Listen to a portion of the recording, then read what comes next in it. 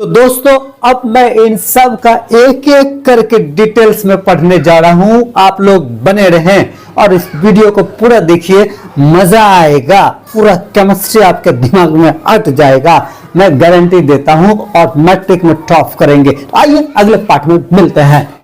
जय हिंद दोस्तों, मेरे चैनल में आप लोगों का स्वागत है। मेरे चैनल का नाम अरमान जीएस रिसर्च सेंटर है।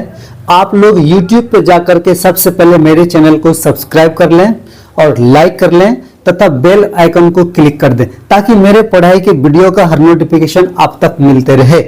दोस्तों मैं एक गरीब लड़का हूं, मेरे पास कुछ भी नहीं है, इसलिए मैं ब्लैक बोर्ड पे पढ़ाता हूं। और कलाम साहब ने कहा था कि क्लासरूम का ब्लैक बोर्ड ही दुनिया का सबसे चमकीला दिमाग देता है, तो मैं आप लोगों को क्यों नहीं दे सकता हूं। बस आप लोगों का प्यार बना रहे तो मैं हमेशा आपके लिए अच्छा करते रहूंगा। तो दोस्तों मैं आज बिहार बोर्ड के मैट्रिक क्लास का केमिस्ट्री लाया हूं। केमिस्ट्री में फर्स्ट चैप्टर पढ़ने की कोशिश कर रहा हूं। तो दोस्तों तेरा ध्यान है किधर और तेरा हीरो है इधर, तो आइए ब्लैक बोर्ड पे बने रहते हैं। केमिस्ट्री के चैप्टर 1 जिसका नाम है रासायनिक अभिक्रिया एवं समीकरण, इसे इंग्लिश में केमिकल रिएक्शन एंड इक्वेशन बोल सकते हैं। दोस्तों इस रासायनिक अभिक्रिया एवं समीकरण में आपको पढ़ना क्या है, मैं एक माइंड मैप बना करके ब्लैक बोर्ड पे हाजिर कर दिया हूं। सबसे पहले मैं चाहूंगा कि आप इनका स्क्रीनशॉट ले लें। और अब मैं इस पूरे चैप्टर का डिटेल्स एक एक करके बताने की कोशिश कर रहा हूं कि इस चैप्टर में आपको पढ़ना क्या है। इससे ज्यादा आपको कभी नहीं पढ़ना है। तो आप पूरी केमिस्ट्री को आप मुट्ठी में कर लो। अगर आप बिहार बोर्ड में 100% मैट्रिक में टॉप करना चाहते हैं तो इस वीडियो को जरूर देखें और एक एक यूनिट वाइज तोड़ करके आपके सीधे भेजा में मैं भेज दूंगा। मेरा नाम है अरमान सर, आप इस अरमान सर के साथ में बने रहें। नंबर 1 में रासायनिक अभिक्रिया की परिभाषा।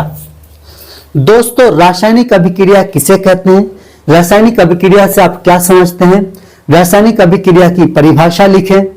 नंबर 2 में रासायनिक अभिक्रिया का उदाहरण, यानी रासायनिक अभिक्रिया के अलग अलग उदाहरण द्वारा हम समझ सकते हैं।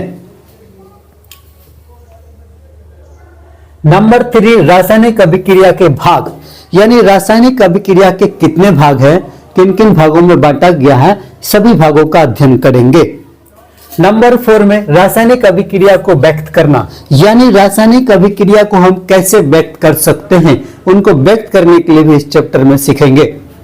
नंबर 5 में रासायनिक अभिक्रिया के प्रेक्षण, यानी हम रासायनिक अभिक्रिया के अलग अलग प्रेक्षण के द्वारा उनको समझ सकते हैं। नंबर 6 में रासायनिक परिवर्तन को व्यक्त करना, रासायनिक परिवर्तन को व्यक्त करना, यानी रासायनिक परिवर्तन कैसे कैसे होता है, रासायनिक परिवर्तन को हम व्यक्त कैसे कर सकते हैं, इन सब का अध्ययन इस चैप्टर में करने वाले हैं। नंबर 7 में रासायनिक अभिक्रिया को संतुलित करना, यानी रासायनिक अभिक्रिया को हम कैसे संतुलित कर सकते हैं, हर तरह के नियम और एग्जाम्पल के साथ इस वीडियो में मिलने वाले हैं। नंबर 8 रासायनिक अभिक्रिया के प्रकार, यानी रासायनिक अभिक्रिया कितने प्रकार के होते हैं, हर एक प्रकार को डिटेल्स में हम पढ़ेंगे। नंबर 9 ऊष्माक्षेपी अभिक्रिया, यानी ऊष्माक्षेपी अभिक्रिया क्या है, ऊष्माक्षेपी अभिक्रिया किसे कहते हैं, ऊष्माक्षेपी की परिभाषा लिखे। नंबर 10 ऊष्माशोषी अभिक्रिया, ऊष्माशोषी अभिक्रिया, यानी ऊष्माशोषी अभिक्रिया क्या किसे कहते हैं, ऊष्माशोषी अभिक्रिया की परिभाषा लिखें, इनका पूरा डिटेल्स पढ़ेंगे। नंबर 11 संक्षारण अभिक्रिया। दोस्तों संक्षारण अभिक्रिया क्या है, किसे कहते हैं, इनसे आप क्या समझते हैं, इनके रोकथाम की विधि सब हम इस चैप्टर में पढ़ लेंगे। नंबर 12 में विकृत गंधिता, यानी विकृत गंधिता क्या किसे कहते हैं, उनसे आप क्या समझते हैं, विकृत गंधिता से भोजन को कैसे सुरक्षित रख सकते हैं, इन सबको डिटेल्स में हम पढ़ने वाले हैं। नंबर 13 अवक्षेपण अभिक्रिया। अवक्षेपण अभिक्रिया के बारे में भी हम जानेंगे। यानी केमिस्ट्री के चैप्टर 1 में मैं जो पढ़ा रहा हूं उससे ज्यादा आपको कभी नहीं पढ़ना, लाइफ में नहीं पढ़ना, और मैट्रिक में 100 का 100 नंबर ठोक दोगे। तो दोस्तों मैं अब रासायनिक अभिक्रिया के प्रकार को एक डायग्राम के द्वारा समझाने की कोशिश कर रहा हूं। जैसे देख सकते हैं रासायनिक अभिक्रिया के प्रकार। रासायनिक अभिक्रिया को मुख्य रूप से 4 भागों में ही बांटा गया है। नंबर 1 में संयोजन अभिक्रिया, इसे इंग्लिश में कॉम्बिनेशन रिएक्शन कहते हैं। नंबर 2 में वियोजन अभिक्रिया, इसे इंग्लिश में डीकंपोजिशन रिएक्शन कहते हैं। नंबर 3 में विस्थापन अभिक्रिया, इसे इंग्लिश में डिस्प्लेसमेंट रिएक्शन कहते हैं। नंबर 4 में उपचयन एवं अपचयन अभिक्रिया, इसे इंग्लिश में ऑक्सीडेशन एंड रिडक्शन रिएक्शन बोलते हैं। केमिस्ट्री में संयोजन अभिक्रिया के कोई भाग नहीं है, सिर्फ संयोजन अभिक्रिया क्या है, संयोजन अभिक्रिया किसे कहते हैं, संयोजन अभिक्रिया का उदाहरण, संयोजन अभिक्रिया को संतुलित करना, इतना ही हमको पढ़ना है। और नंबर 2 में वियोजन अभिक्रिया, वियोजन अभिक्रिया को अपघटन अभिक्रिया के नाम से भी जाना जाता है। और वियोजन अभिक्रिया को मुख्य रूप से 3 भागों में बांटा गया है। नंबर 1 है प्रकाशीय वियोजन अभिक्रिया, इसे इंग्लिश में फोटो डिकम्पोजिशन रिएक्शन कहते हैं। नंबर 2 तापीय वियोजन अभिक्रिया, इसे इंग्लिश में थर्मल डिकम्पोजिशन रिएक्शन कहते हैं।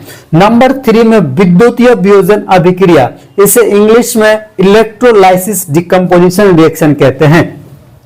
तो ये थे वियोजन अभिक्रिया के तीनों प्रकार, इन सब का डिटेल्स पढ़ेंगे। और नंबर 3 में विस्थापन अभिक्रिया, विस्थापन अभिक्रिया को मुख्य रूप से 2 भागों में बांटा गया है। नंबर 1 में एकल विस्थापन अभिक्रिया, इसे इंग्लिश में सिंगल डिस्प्लेसमेंट रिएक्शन कहते हैं।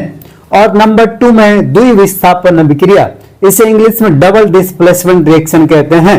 नंबर 4 में उपचयन एवं अपचयन अभिक्रिया, उपचयन एवं अपचयन अभिक्रिया के नाम से क्लियर है कि इसे 2 भागों में बांटा गया है। नंबर 1 में उपचयन अभिक्रिया या ऑक्सीकरण अभिक्रिया, इसे इंग्लिश में ऑक्सीडेशन रिएक्शन भी कहते हैं। नंबर 2 अपचयन अभिक्रिया या अवकरण अभिक्रिया, इसे इंग्लिश में रिडक्शन रिएक्शन भी कहते हैं। और याद रखने के लिए मुख्य बात यहां पर यह है कि जिस रासायनिक अभिक्रिया में ऑक्सीकरण अभिक्रिया भी हो और अपचयन अभिक्रिया भी, जब दोनों साथ साथ हो, उस स्थिति में इस अभिक्रिया को रेडॉक्स अभिक्रिया कहते हैं।